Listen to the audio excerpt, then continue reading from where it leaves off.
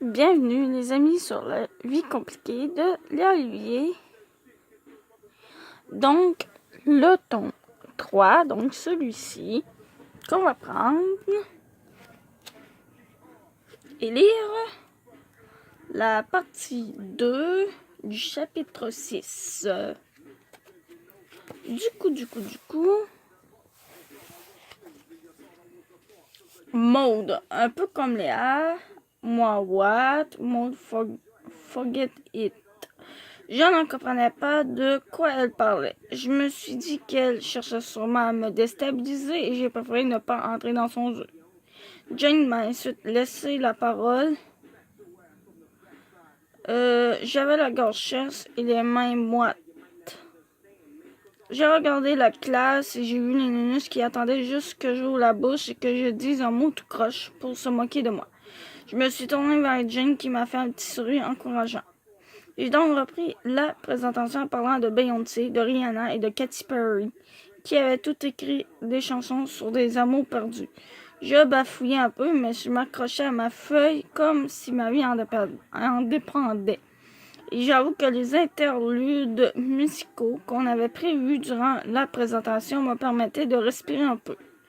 Plus je parlais, plus je prenais de l'assonance. J'avais décidé de ne regarder que le professeur qui semblait fasciné par ce que je disais. J'ai finalement conclu en citant une phrase un peu quétaine sur l'amour et Jane a fait jouer un extrait de chanson sur son iPhone qui allait bien avec ce que je venais de dire. Ne me demande pas pourquoi je n'ai pas compris la moitié de ma propre présentation. La classe a applaudi. J'étais vraiment soulagée. Je m'apprêtais à regagner mon siège lorsque le prof a demandé s'il y avait des questions à propos de notre travail. Maud a tout de suite levé la main. Yes, Maud. I want to know if Lena ever wrote a song about a boy. Je n'ai rien compris de la question, mais j'ai bel et bien entendu Lena. Jane s'est approchée de moi et m'a soufflé sa question traduite à l'oreille. Jane en soutenant. Elle veut savoir si tu as déjà composé une chanson à propos d'un gars. Ne lui réponds pas si tu ne veux pas. Moi, les yeux écarés. Est-ce qu'elle m'a appelé Lena? J'avoue que je n'ai pas remarqué. Le prof m'a ensuite regardé comme s'il attendait ma réponse. Je ne me souvenais même plus de la question. Tout ce que je me souvenais, c'est qu'elle avait dit Lena.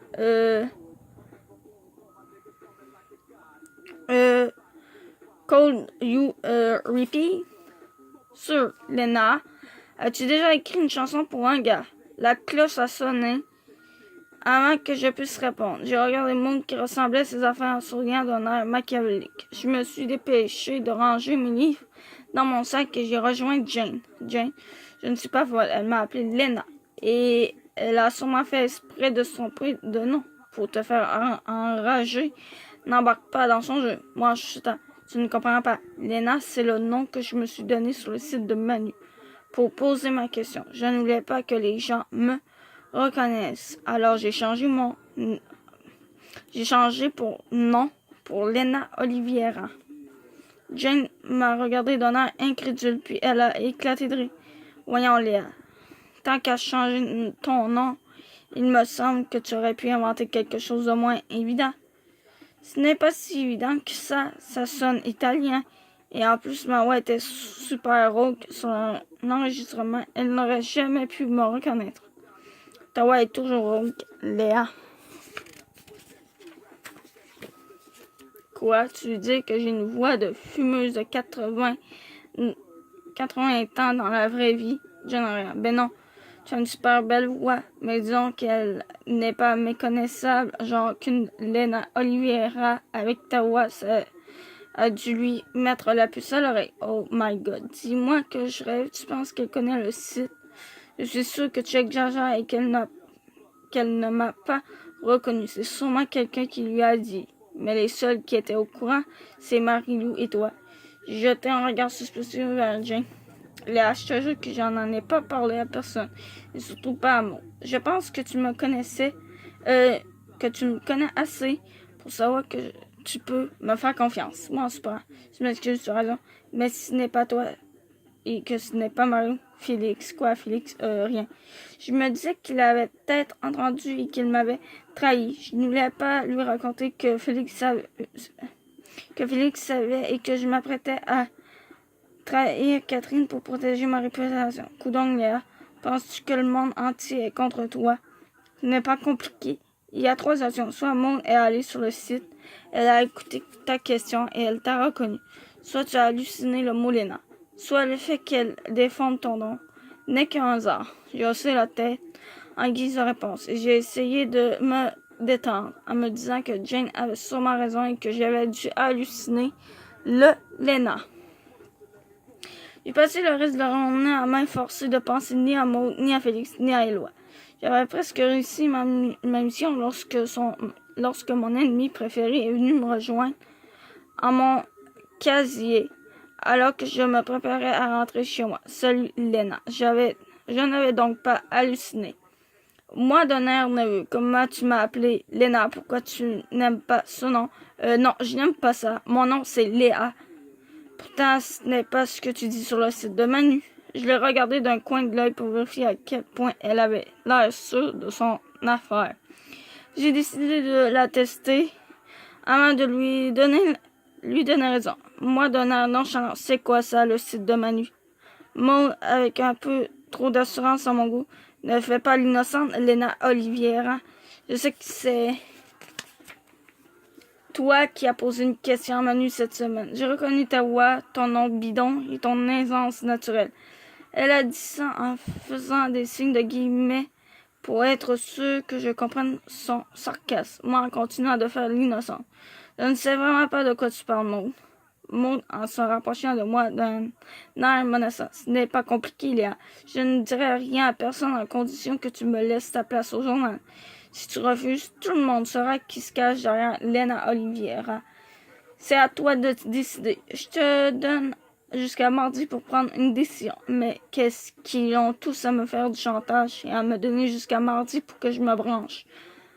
En moins de 5 jours, je dois décider si je trahis une amie, si je cède ma place au journal à ma pire ennemie pour protéger ma réputation. Et si je reviens ou non avec mon chum? Je ressens tellement de pression en ce moment que je n'arrive même plus à penser. Je vais aller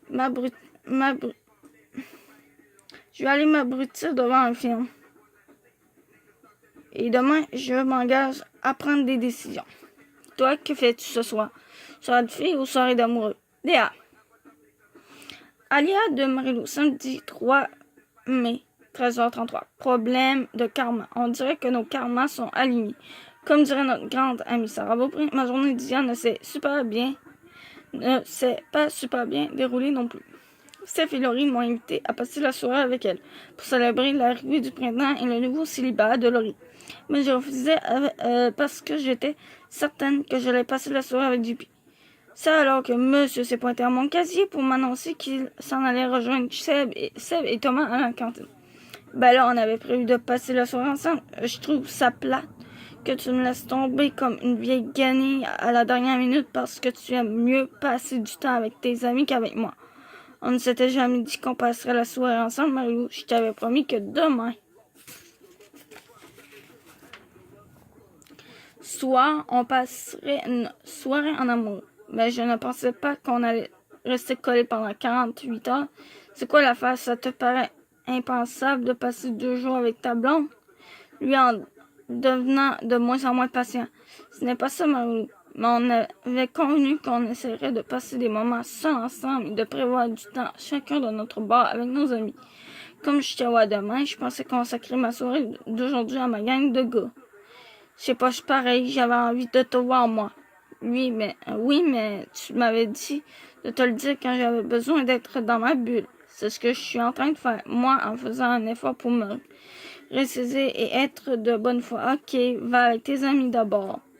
Ne réagis pas comme ça, tu n'as qu'à aller rejoindre les filles. Ben là, je leur ai déjà dit que je ne pouvais pas les voir parce que je passais la soirée avec toi. Si je vais les retrouver, elles vont penser que je les utilise comme bouche-trou. C'est bien compliqué, votre affaire. Il me semble qu'avec mes amis, c'est plus simple que ça. Si on peut se voir, cool, mais sinon, tant pis. Moi, mère, tant mieux pour toi. Lui, amère aussi. Si c'est si grave que ça, je vais rester avec toi ce soir. Moi, très amère. T'es fou. Penses-tu vraiment que je vais accepter ta pitié? Va rejoindre tes amis. Je suis capable de me trouver une vie. JP a haussé les épaules, en a découragé, puis il est parti. Je ne me comprends pas vraiment d'un côté. J'aurais préféré qu'il reste et qu'il me supplie de passer du temps avec moi, mais de l'autre, je sais que je suis attiré par son côté indépendant et que s'il était toujours collé sur moi, ça me taperait sur les nerfs et que je l'aimerais moins. Est-ce que je peux me brancher, s'il vous plaît? Je suis rentrée chez moi, puis j'ai suivi le conseil de JP et j'ai décidé de rappeler Steph pour lui dire que j'avais changé d'avis. Elle m'a dit de venir les rejoindre chez Laurie. Quand je leur ai expliqué la situation, Laurie s'est levée d'un bond et a croisé ses bras sur sa poitrine pour me montrer son mécontentement. Ben là, es-tu en train de nous dire que tu es venu ici parce que ton chum avait plus envie de passer du temps avec ses amis? Avait plus envie de passer du temps avec ses amis que de te voir. Oui, mais ça me tentait aussi de vous voir. Donc, tu avoues que tu nous utilises comme bouche-trou. Steph, en essayant de tempérer les choses. Tu exagères, Laurie. C'est normal que Marie-Lou ait envie de passer du temps avec son chum. Oui, mais ce n'est pas normal qu'elle le fasse toujours passer avant ses amis. Ne se gêne pas pour te laisser tomber, lui. Et blanc. La bonne vieille Laurie était de retour. Son franc-parler m'a un peu prise au début. Il n'a pas vraiment laissé tomber. C'est plutôt moi qui avais prévu passer une soirée avec lui sans l'en informer. Et il a raison. C'est normal de partager son temps entre moi et ses amis. Après tout, c'est un compromis qu'on a décidé de faire ensemble. Laurie est toujours aussi outré. Mais je sais qu'il a raison. C'est aussi ce que tu aurais dû faire dès le début au lieu de nous laisser tomber et de revenir quand ça ne fait pas son affaire. Tu n'es pas tanné de le laisser contrôler ta vie. Voyons, Laurie. Je ne pense pas que JP contrôle la vie de Marie.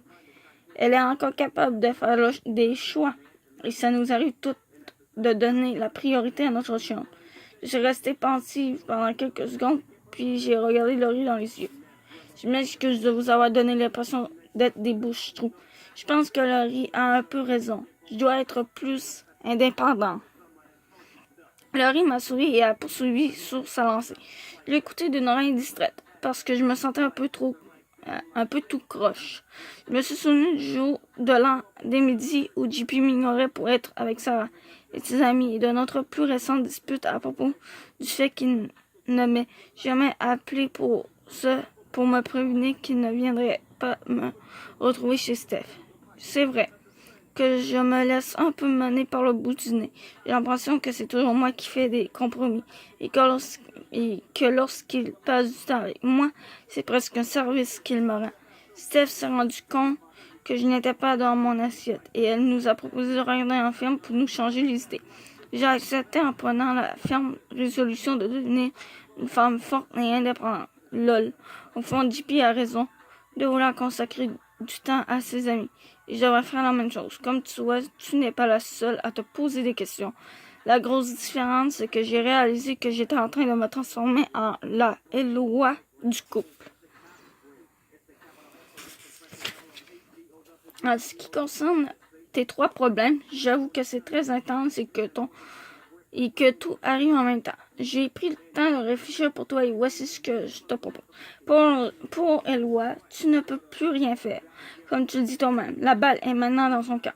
De nuit jusqu'à mardi, tu verras quelle est sa conclusion. S'il existe encore, je te suggère de laisser tomber. J'ai décidé qu'on méritait d'être avec des gars qui étaient sûrs de vouloir être avec nous. Tu ne devrais pas embarquer dans le petit jeu de Félix. Je sais que tu ne veux pas qu'il dévoile ton secret, mais penses-tu vraiment qu'il oserait t'humilier devant les autres? Je pense qu'il se sert de cette arme pour pouvoir reconquérir Catherine, mais que si tu lui tiens tête, il ne fera rien du tout. Pour ce qui est de Monde, elle est vraiment plus ratoureuse que je le pensais. Je sais qu'elle te fait peur, mais Léa, il est hors de question que tu lui cèdes ta place. On peut espérer qu'elle bluffe, mais sinon, je te promets de t'aider à gérer les conséquences de sa révélation. Au fond, qu'est-ce que j'en sens que tu aies posé une question à Manu? Je sais que tu as un peu honte de ta formulation et de ton faux nom bidon, mais ce n'est pas si dramatique que ça. Bon, je te laisse. Ça fait plus d'1 heure que j'écris et il faut vraiment que je me rende à la piscine pour mon entraînement. Je rejoins JP vers 17h. J'espère qu'il sera impressionné par la nouvelle femme que je suis devenue depuis hier. Lou. Donc, c'est ainsi que le chapitre 6 se termine. Je vous dis à plus.